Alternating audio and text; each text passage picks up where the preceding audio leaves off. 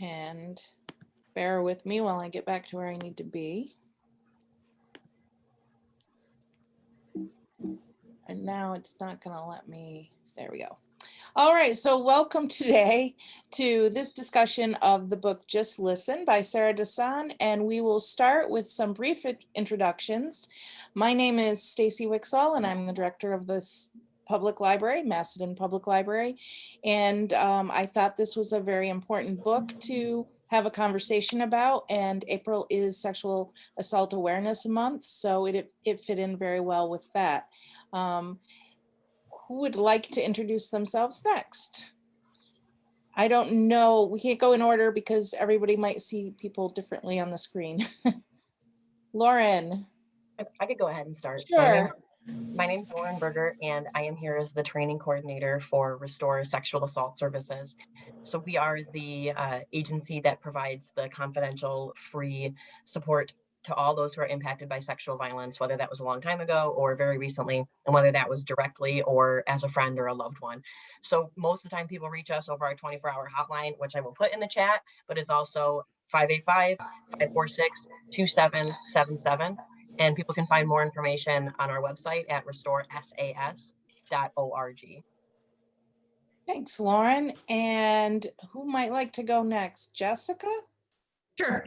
Hi, everyone. Jessica DeFazio from Family Counseling Service of the Finger Lakes. I'm the director of our advocacy program. So I oversee our school-based advocates, our domestic violence victim advocates, case managers. We have a Project Promise program for teen parents.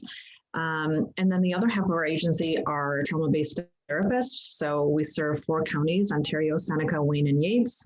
Most of our services are free under our Office of Victim Services grant. So we see a lot of victims of crime, whether it's domestic violence, sexual assault, childhood sexual abuse, physical abuse, and so on and so forth. So I can certainly put some additional information in the chat as well, just so you have some contact information. Thank you. And we'll go to Sarah.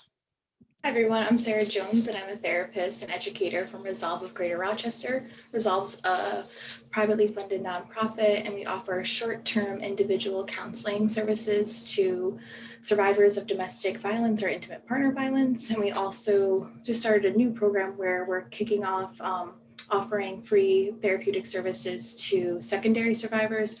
So folks who are families and friends and supporting a loved one who is navigating a situation where there's intimate partner violence.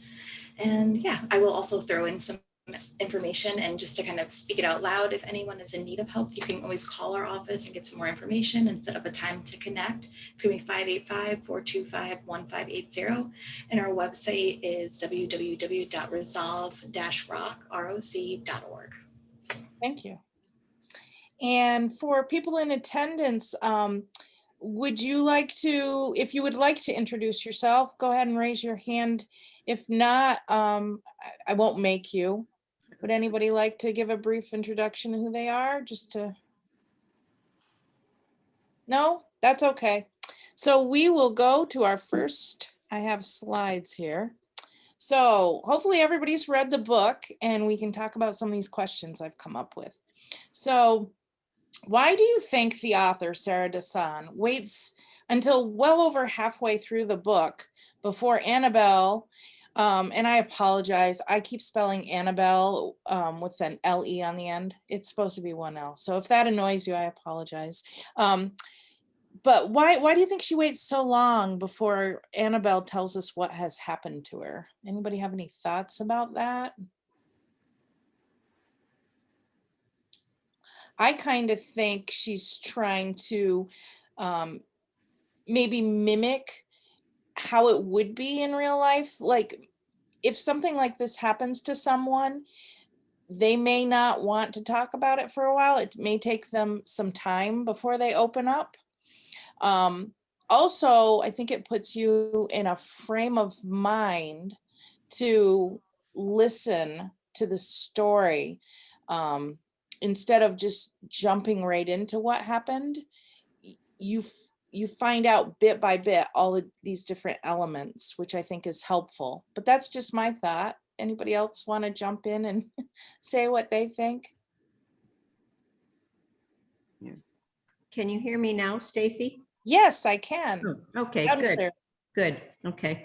I can understand why she waited so long.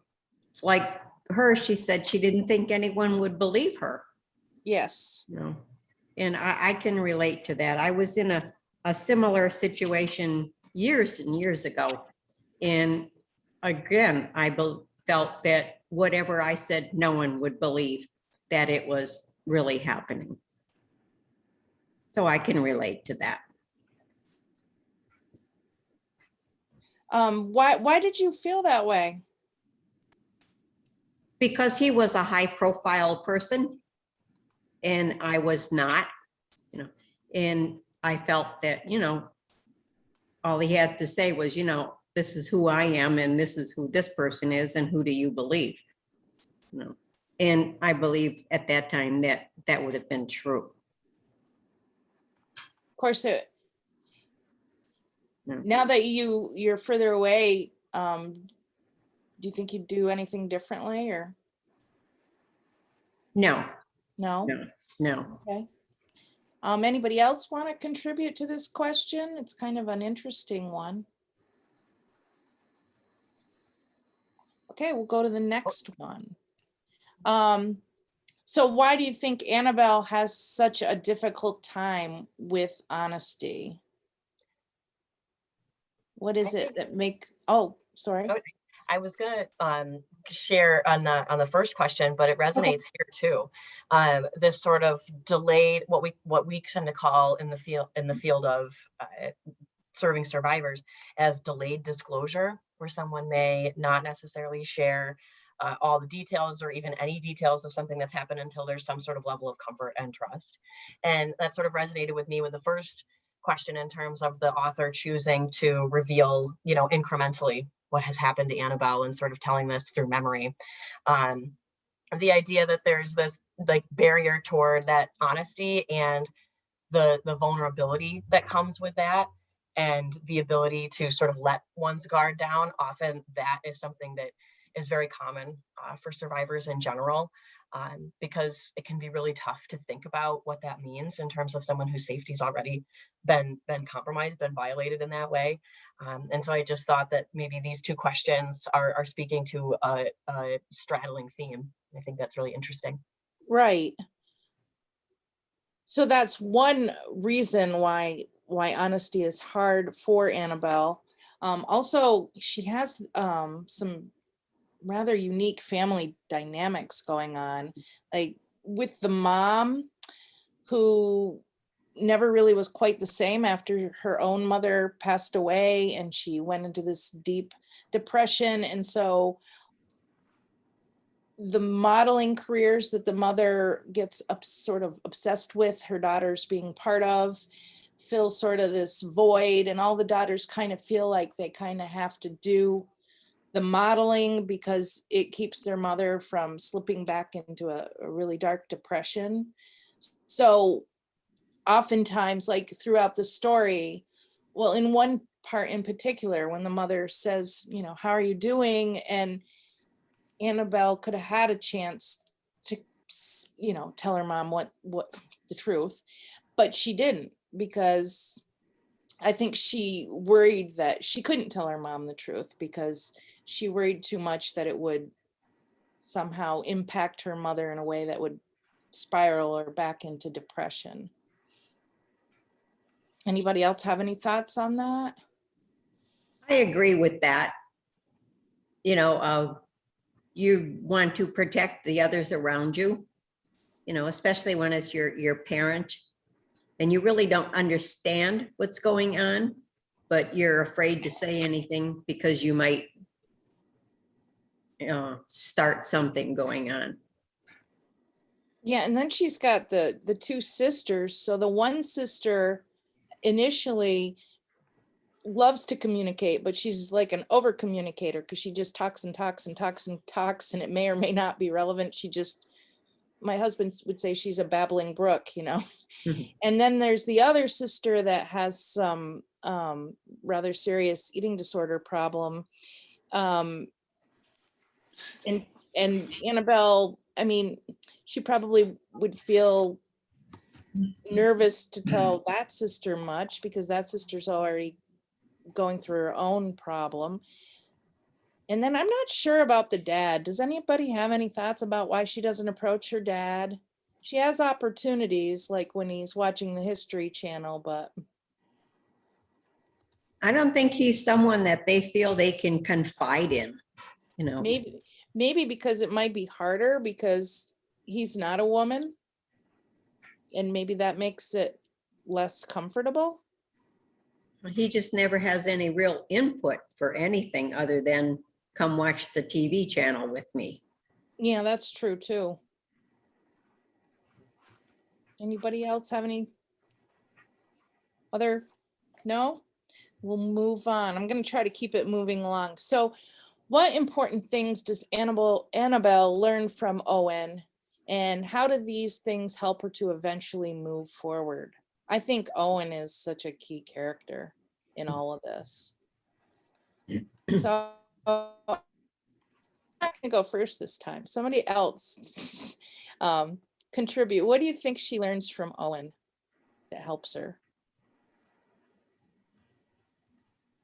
Ruth, I bet you have an idea. Well, she tries to speak out, but for being someone that is so involved with modeling and being out in the public, she has no confidence. She's very apprehensive to say anything, you know. And my two girls were involved in dancing for years when they were younger. And I felt that would give them more confidence to be out in the public and in front of a crowd and that. And years later, I learned it didn't do any good. But, you know, you do what you do. Well, what is it that seems to hold everything back? I mean, for me, it's the Annabelle. She worries too much about not hurting other people. I think it all goes back to the thing with her mom and kind of walking around on eggshells.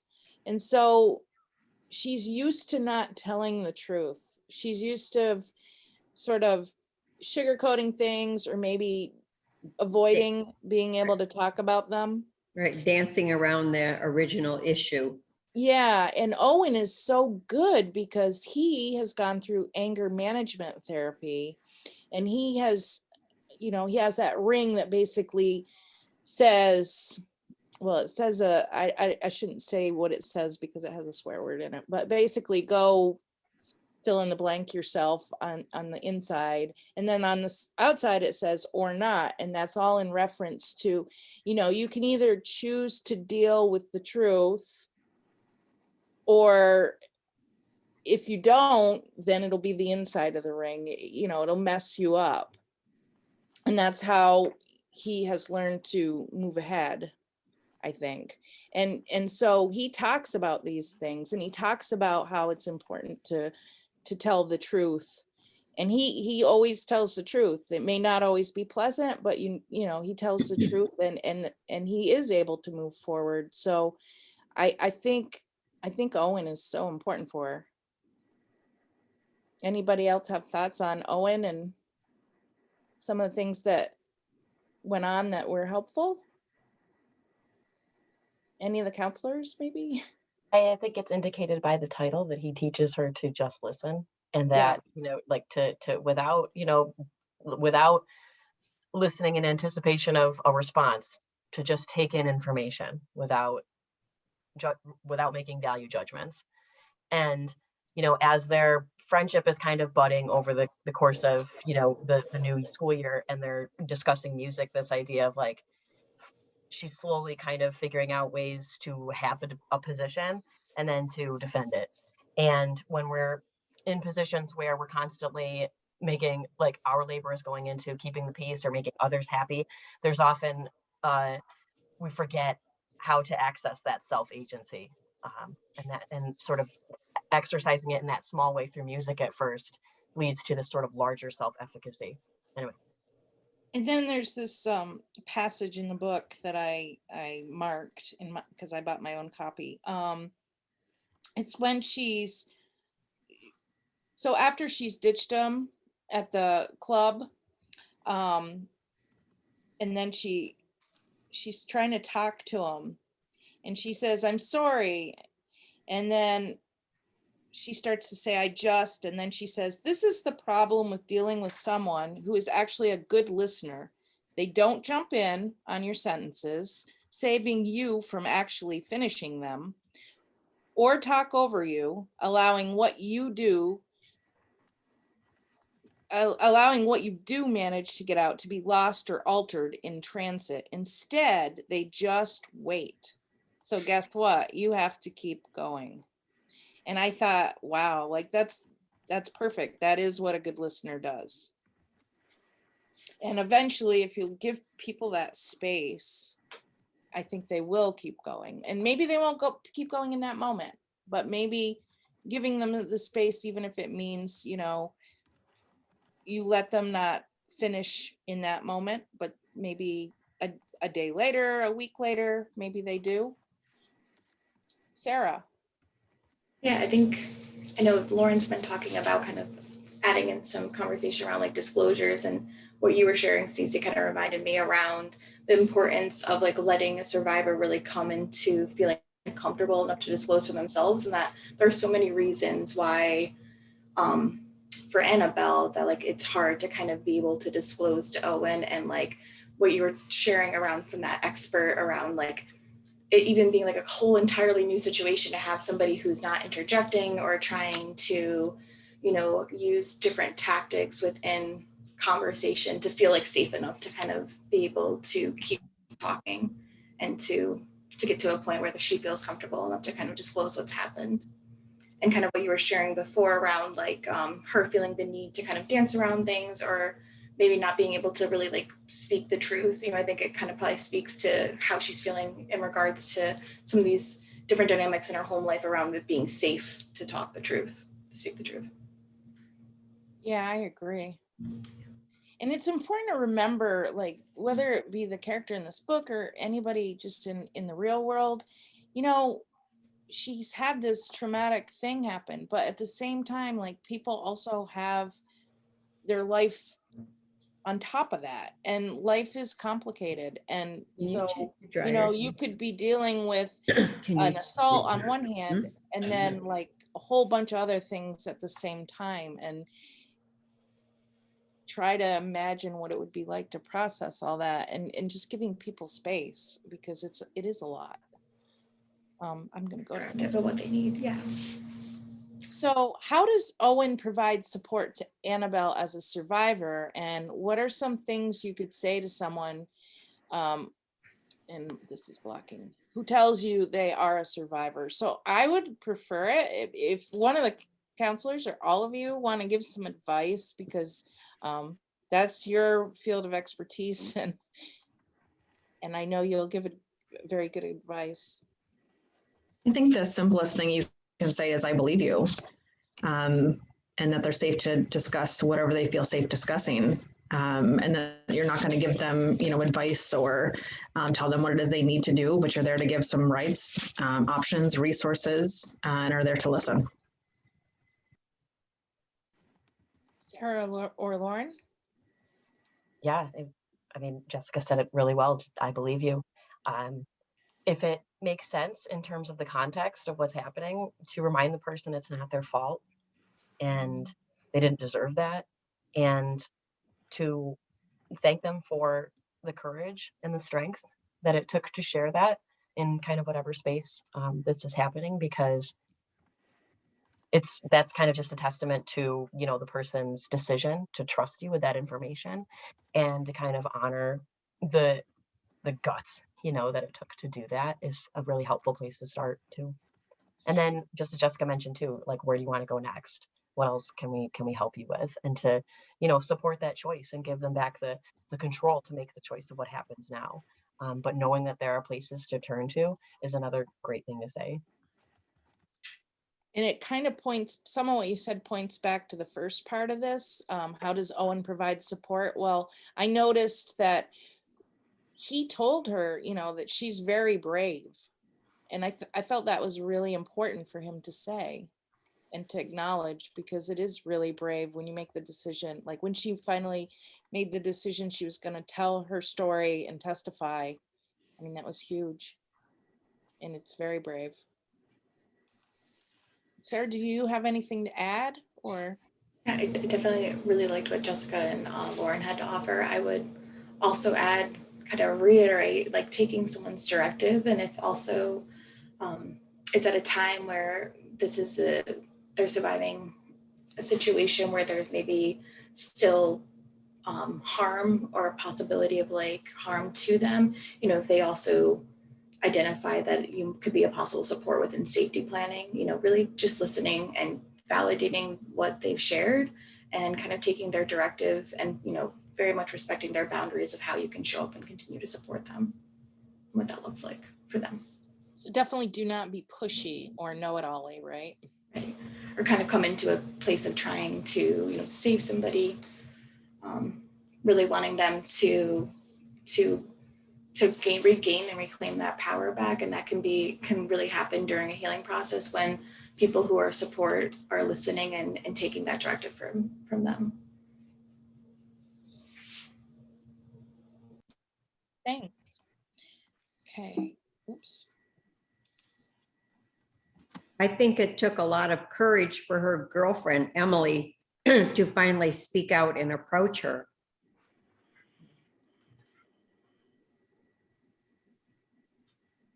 Yeah, I agree.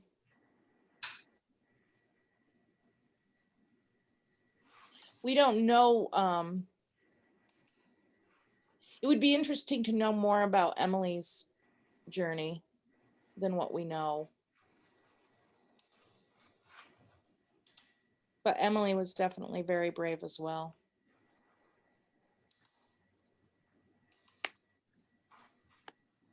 So how does Sophie play a role in the assault? Now, remember, Sophie was Annabelle's friend, in quotes, and her boyfriend, Will Cash, is the one that assaulted Annabelle.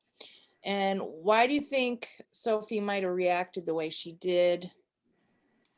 And how could you talk to someone in your life who does not believe a survivor?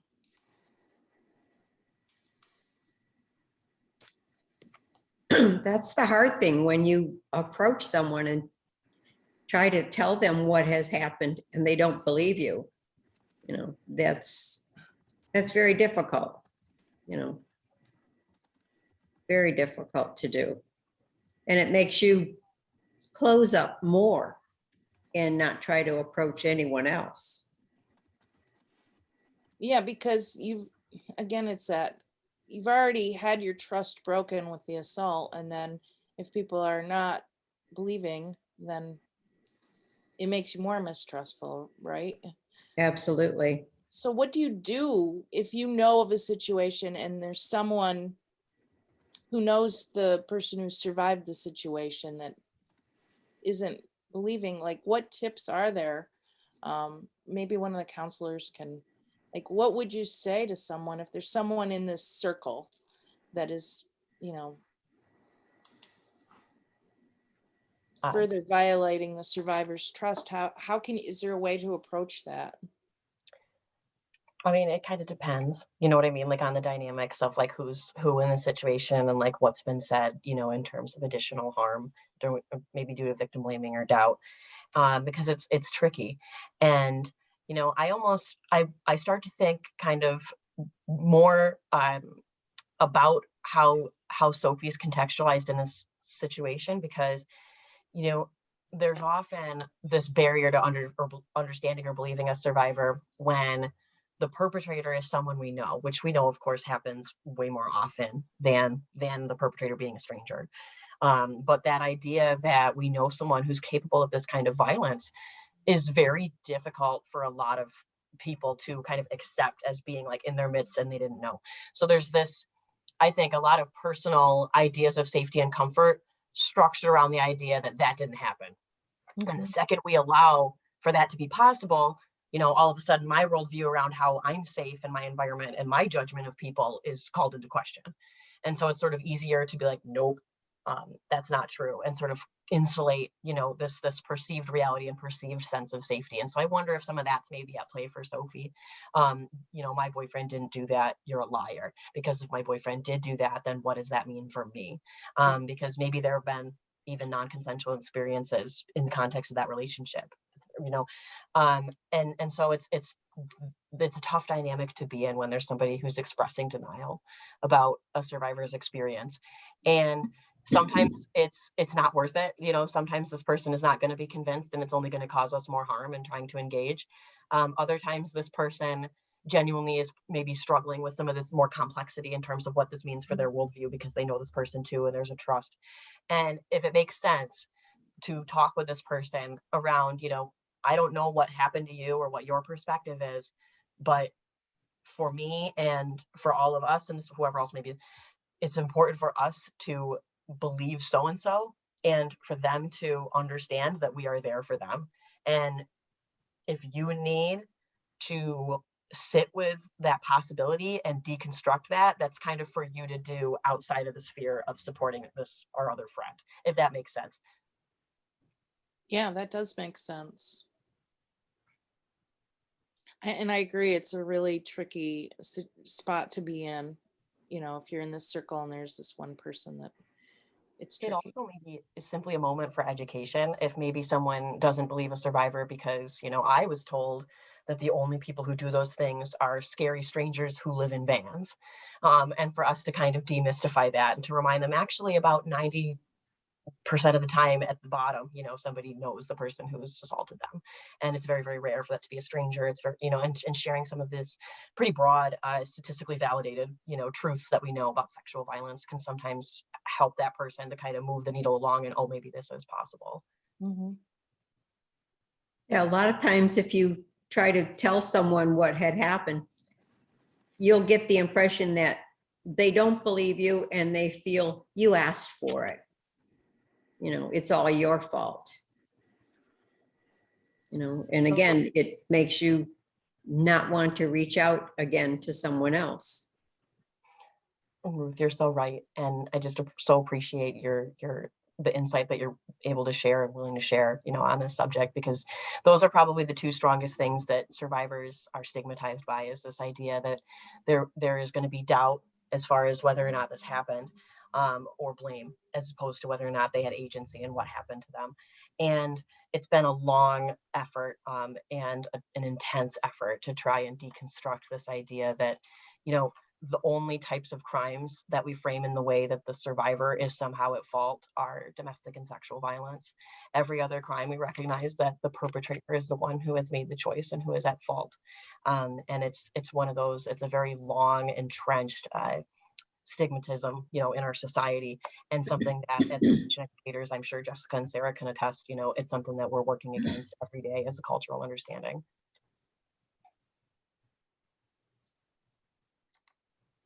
And the survivor might be afraid of retaliation. That would be a big thing, that if you said something to someone else, that the perpetrator may approach you again, and warn you not to say anything, or, he may even get someone else to approach you and tell you, you don't need to talk about this. You need to just let it go and keep your thoughts to yourself. Especially if it's a well-known person. Yeah. That makes a big difference also. So valid, Ruth, and thank you for sharing, because retaliation, or thinking back to how for when a survivor is moving forward, or even contemplating a disclosure, it really depends on is this going to impact my safety? Is this causing me further harm? Is this going to bring on new harm? And definitely there's that increases with somebody who might be high profile, or somebody who has a lot of power in the community. And, as a whole, right, we know, kind of reiterating what Lauren was saying, that domestic violence, sexual violence is a crime that most of the time there is such a victim blaming culture around, what has the person who's been harmed done when we know that abuse is a choice, and people who cause violence are typically doing it so because they feel entitled to, and they're feeling like they're in a position of power to do so. And there's so many reasons why folks have to really be careful and mindful when they're creating disclosures, and especially not wanting to disclose and not be believed, or there to be this like kind of chain of events of losing relationships or having, you know, threats come in, or even other processes trying to quiet them from sharing their truth and what they experienced.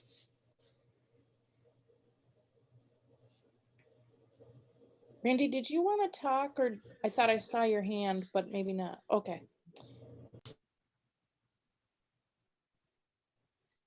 So this book is called Just Listen because Owen tells Annabelle to just listen to the music he gives her. Why is this advice so important to Annabelle moving forward? I think it's because she would be stepping out of her comfort zone. You know, he wants her to think outside the box and listen to other things. Yeah.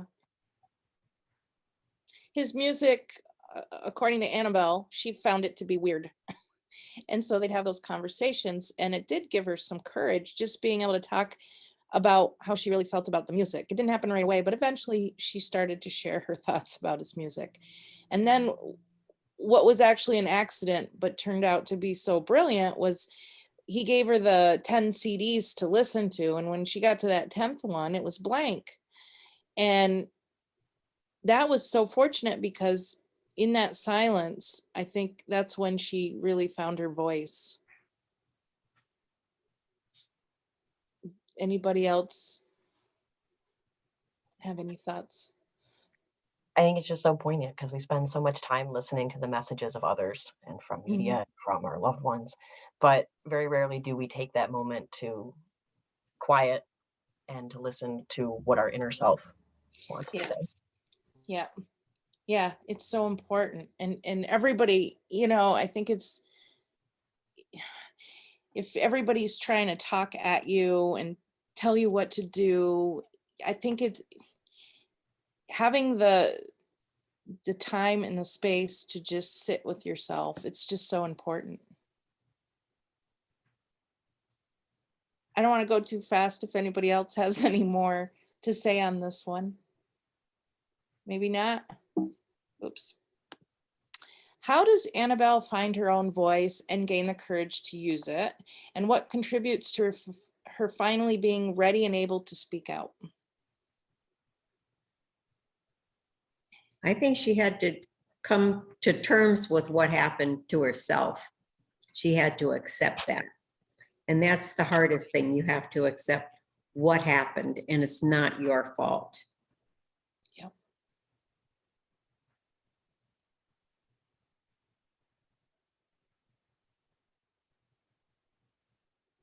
Anybody else? I know there was a. I think it's what folks have been sharing, you know, the idea that Owen just listens, right? And allows for that space and allows for the silence. And often in those moments is where that clarity comes from. So in the book, she says, I wasn't sure when it had started exactly, but suddenly I was very aware of the silence. This is in reference to that CD. Everywhere I went, I needed some kind of noise. When I was in the car, I instantly turned on my stereo. In my room, I hit the light switch first, my CD player on button second. Even in class or sitting at the table with my parents, I'd always have to have some song going in my head, repeating itself again and again.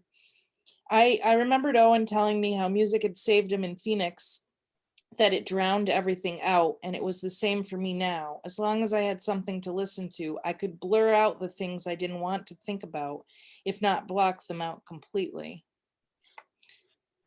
I think that's kind of a telling passage right there. That CD that was blank gave her the silence that she needed to not block everything out and to be able to sort through it and come to terms with it. And as Ruth said, you know, to accept what had happened to her and be able to move on from it. She owns it. You have to own it, I think, to be able to keep going. Anyone else?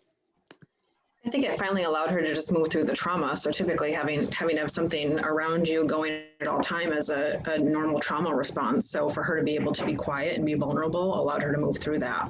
Yeah. But you know, that happens through time, and being able to be vulnerable and kind of face what you need to face. But it takes a trusted person to help build that resiliency.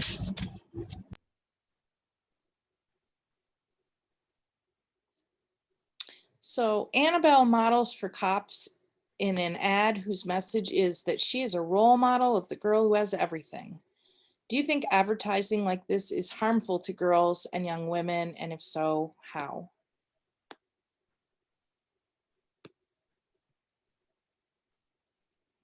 I kind of think it is, because for a couple of reasons. I think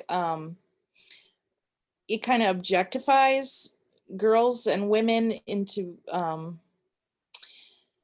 this model of perfection that isn't attainable or possible. And then I think when other girls feel like that is a real thing, then it makes them feel bad about themselves. And I think that no girl has everything, but if you feel bad about yourself because you think there are girls who have everything, then you're going to be less confident. And I think when you're less confident, then it's going to have a big impact on how you're going to deal with things that happen to you in your life. And if you have a trauma like Annabelle, I mean, I just think it makes it even harder. And then for Annabelle, it is difficult because in one part of the book, she talks about that, you know, I'm supposed to be the girl who has everything. How ironic is that? You know, like people have no idea all the different things going on in my life with the different components of her family and all the problems they have and the assault. I mean, she's not perfect. But people tend to believe that you have everything. You know, they see her with all the different clothes and modeling from one type of clothing to the next all the way through. And like the little girl, she believed that, you know, she was perfect. You know, she had everything, and someday I want to be just like her. You know, and like that's not the way it is, but they believe it, you know. Yeah, it's not real. Right.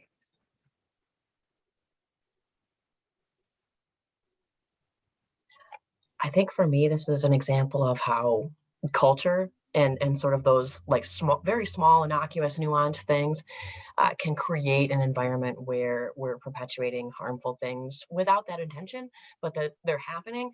This idea that, you know, she's got to maintain this image and this standard of perfection and immutability. Like nothing ever happens to me that is awful or that I have to struggle with, and my family's perfect and everything's great and I got everything that's great.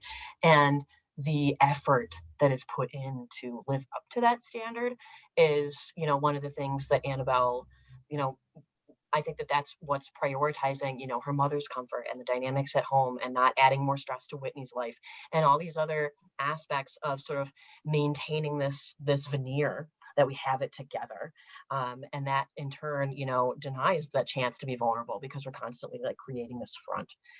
And it reminded me very much of a program, I shared a link in the chat, called Behind the Post, that One Love, who's a great prevention education resource, created. That's the idea that this life via Instagram, you know, and the idea that when kids have this image on the gram and the effort to kind of maintain that standard that nothing is wrong in my life ever can be pretty damaging because it can really isolate us from having those more realistic conversations.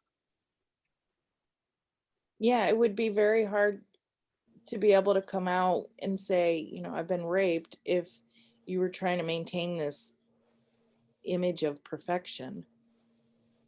It would be. Anyone? I'll move on. What ways can we help survivors we may know to find their voices? How did it feel to read about a survivor finding their own courage to be able to speak out.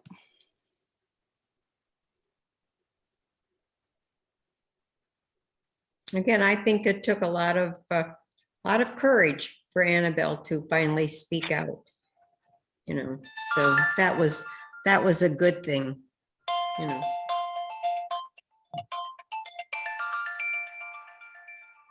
What I liked is that I liked the way the author did this book because it was more realistic, and you could almost feel how difficult it is to be in this sort of situation, and you could really empathize with Annabelle. And it's inspiring to think that over time someone can go through something like this, and with the support of someone like Owen, who's patient and listens, just listens, and then her family ends up being supportive, even though she had imagined they wouldn't be, and they wouldn't be able to handle it. When it came down to it, they were very supportive.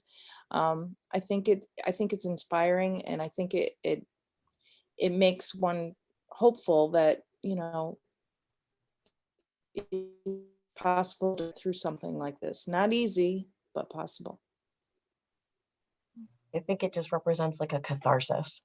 Like, if, you know, for those who may be reading and maybe had an experience that no one else knows about,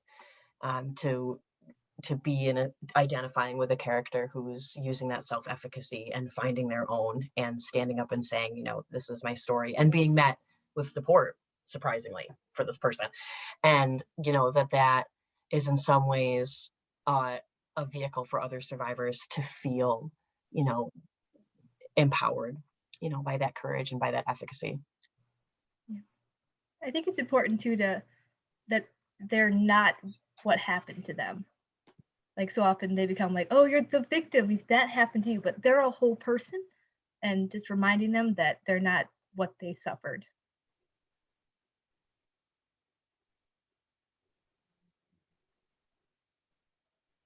Oops.